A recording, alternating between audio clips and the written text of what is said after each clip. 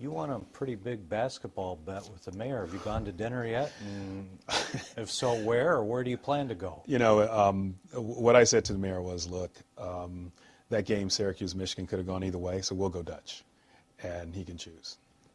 Have you done the dinner We have yet? not done it yet. We have not had a chance to do it yet. Where would you like to go? Are you going to rely on his expertise? He knows the city. I'm going to defer to him totally on where we should go for lunch. Do you have a preference on cuisine? I like steak. I'm trying to measure it. There are a lot of good steakhouses in town. That'd be fine with me. Anything along those lines would be just fine. Okay. Okay. And so you haven't rubbed his nose in it then? Absolutely. Look, that game could have gone either way. And as we saw in the final, you know, Michigan was shooting lights out in the first half of the first half, and things turned around again. Rick Pitino's a great coach. I'm not sure Michigan was outplayed. I think both of them are excellent coaches in terms of what they're doing. It's just a tie to the game, and it could have gone. That game could have gone either way. Right. So. Right. All right, we'll have some fun with that. Right. That was my ringer question. I should have said Jim Boehlein's a good coach too. But. Well, he is. Yes, I was actually going to offer that up. Right. Yeah. Okay, let's talk about city council and mayoral powers. Right. You're coming out with an order. Is it going to be detailed, or, you know, why the drama over the order? No, there's no drama. It's just logistics. I've been in and out of meetings. I asked counsel, our legal counsel, to draft it for me. I hadn't had a chance to look at it. I made some tweaks to it, commas here and a few other words. And since I've been in meetings for the past several days, I just haven't had a chance to look at it, which I was actually doing this afternoon. There's no intent beyond the drama. There's no, I had said at the beginning, and I said when I met the council I was going to do it. So it's just a question of timing and me getting to it. It's not meant to signify, indicate anything at all with regard to the order. In practical reality, the budget process starts tomorrow with Mayor Bing presenting his budget to council. Council is set aside next week to go over it. But in reality, what will their roles be? They're going through motions, but isn't it in effect meaningless? No, not at all. I mean, the budget process actually began before the mayor obviously submits it tomorrow, and I've discussed it with the mayor. And what I've said before is, you know, for a while until we get to a spool-up phase of everything, things should proceed at the ordinary course. What I did not want to do was to think or be so presumptuous that I would think that all the work that the mayor and his staff had already put into the budget these many weeks before starting, before I came, that I would have some idea of what it should be based upon me coming into this position. Plus, frankly, the mayor and the council are elected officials. They have certain responsibilities, even under the act. I'm an appointed official. I'm not elected. I want to stay in my lane. I want them to stay, you know, in their lane and give them the authority. And to the extent there are things they can do in the ordinary course that ultimately have to be approved by me under the statute, I want to let that happen. But they're still merely advisors in the final analysis. I think of them as more than advisors. How? Well, they vet it. They look at it. They have the depth of knowledge. They have their ear to the rail of the city. An advisor is someone who says the ultimate decision is yours for the time being right now. You know, frankly, looking at some of the things that need to be done, it may be a situation where I will defer to the council and the mayor, because a lot of the work between them and their staff and history may inform me essentially on decisions that I would approve. Conway Mackenzie, yes, suggesting pretty sharp cuts with the city council, part-time, and staffs down to one each. Right. And other perks. I'm going to look at the Conway Mackenzie report. You know, Conway Mackenzie was commissioned to analyze the council and prepare a report for restructuring long before I got here. They have done that. They're a great firm. They have they know what they're doing. I've read it. I think it is well done. I think it is certainly well perceived, but I've since heard, both from council people and others, that, well, maybe you need to consider this. You need to consider how are you going to get a conduit into the city for the people, so on and so forth. So I want to look at it without any eye towards sort of what it means politically, without any eye towards what the historic relationship is, just in terms of best practices and best governance going forward for this city in the future, irrespective of the way it's performed before. And how much of that is a factor that this is an election year? Candidates may be choosing to run, may decide to sit it out, when your tenure is, for all intents, 18 months. Maybe shorter. I'm agnostic on that issue. That has nothing to do, from my perspective, what my job is. I do not, it is what it is. The report which was commissioned before I got here, and the release of the report, which was timely as it was supposed to be, and my obligation to review it, analyze it, make a decision on it, and implement that decision. I can't take into account the fact that this is the election year. That's not my role. Timetable on when you might decide that point? I'd like that to move pretty quickly. Anything, my hope is anything that comes to me that's been vetted, that's been analyzed, that's been put out, I think it's my obligation under the statute to move things quickly. So timetable, several weeks to maybe a month or so. And we're hearing that there may be a kind of a wild ride ahead with you issuing orders and really starting to take some action in this job. Right. What can we expect in the days, weeks, month ahead? I think the way I'm trying to proceed is to mitigate the concern with a wild ride. I said to the council, the first day I came here, I tried to meet with all of them. I think I met with 3 the second day because of scheduling conflicts. But I said to them, I'm going to try to do this in a very deliberative, measured, logical, reasonable, and rational way so that we don't have that whipsaw, we don't have the drama. People who take me at my word, and I've worked very hard to try to keep that word as we go forward, they'll see that develop. People who want to see something else will see something else. I can't adjust what my obligations are based upon the perception of others who want to see whatever they want to see. Sort of what Daniel Moynihan said, everybody's entitled to their own opinion, but they're not entitled to their own facts. And I will try to work in a factual, reasoned way, irrespective of election year, irrespective of what people think, irrespective of what people want to infer or implicate. I can't control that.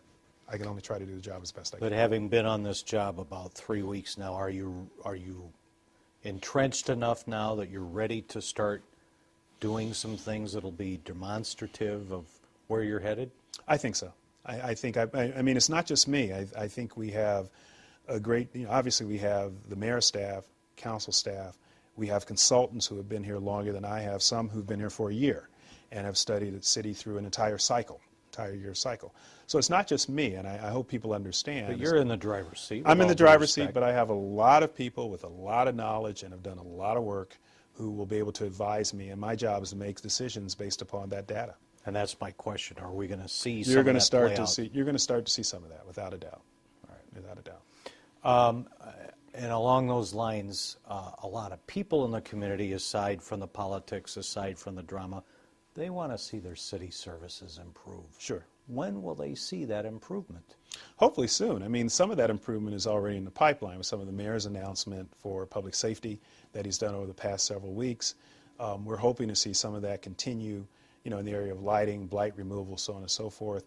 I mean, I think I'm on day 14 in terms of doing it, so I would give myself a little bit of time, maybe not much more, but I've said this and I mean it. One of my prime concerns is to get to public safety and quality of life, not just in the central district, because frankly, I think the patriarchs and matriarchs of the city have plans for going forward with downtown, midtown, arts center, and that's going to go. I mean, any great city is going to be built that way. My concern is that we see that out in the neighborhoods, and we're going to work very hard to get that done soon. So are we going to see restructuring of the police department, which we've heard many, many times over, fire department? Are you going to be in a position to personally sit down with the fire commissioner and take a look at what stations are open, or are you going to empower him to do more of that on his own now? I don't know. I mean, we have consultants in that regard in those areas as well, and I'm going to meet with them and consult with the leadership of those institutions and see what makes sense. Okay, very good. Last question I have is, there was quite a discussion yesterday with City Council over conflict of interest. Sure. With you, Sure. your firm, the bondholders, My former Bank of firm. America. Yep, yep. Okay. What can you say to dispel any concern?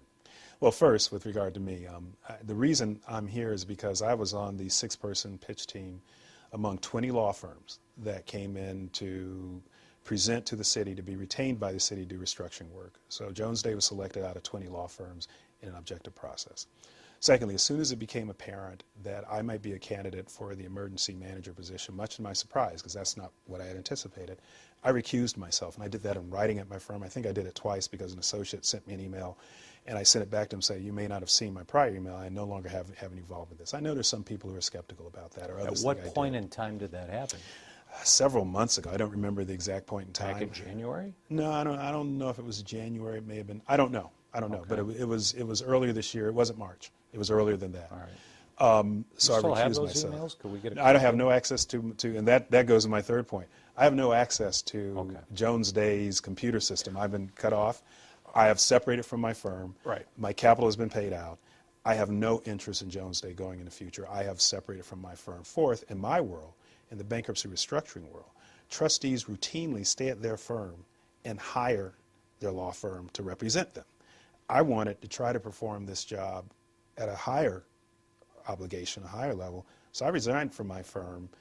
Frankly, my firm is, as you probably know, fairly well regarded in the world as an institution. We've done some pretty good work. It's a storied and great law firm. I resigned from it.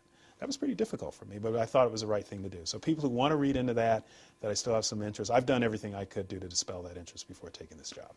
And those, just two more questions. People who are concerned that there may be a conflict with Jones Day, Bank of America, Merrill Lynch, and the city, that conflict. Well, Can that be easily handled with waivers? We have typically in all of our retention, Jones Day, even I still use the possessive pronoun. Jones Day typically has waivers, prospective waivers in its retention letters. Jones Day is not captured by any one client. You know, without getting into the weeds, no one client participates a significant percentage of the business of Jones Day. It has thousands of clients around the world. Jones Day routinely, specifically, our bankruptcy and labor practices represent other sides against the interests of some of the banks. So I understand how it's easy for some people to think that, you know, we're cheek by jowl with big banks. And we do represent a lot of banks. I don't want to hide from that at all. Those are our clients. They're good clients. But when we have to be on the other side of a matter, we're on the other side of a matter. We represent our clients zealously within the bounds of the law. That happens all the time. It happens outside of this situation. This is no different. I know people want to make much of that, but it's not uncommon with some of the other firms that are involved in representation of the city now, who also represent banks, or some of the other people who are going to represent the bank interests, who represent some of the other interests. That happens all the time.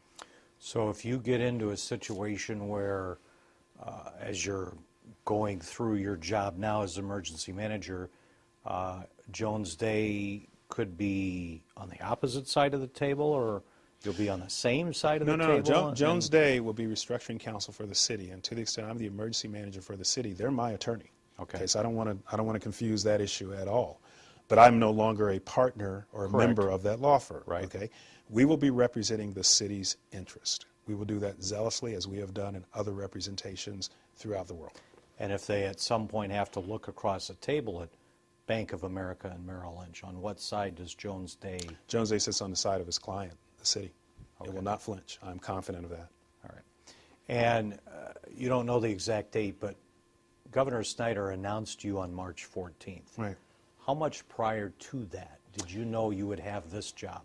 Honestly, 2 weeks? No, honestly, I don't think I knew I would have the job until a few days, actually, because my understanding there were other people under consideration. So I never took it for granted that I was going to have the job. So it was in a few days, maybe a week? From memory. Yeah, from memory. It was that tight, though. It was pretty tight. I mean, you know, up until the actual announcement, that's why I think the announcement preceded my actual effective separation from the firm. It was unclear that I was going to be actually selected. Okay. All right.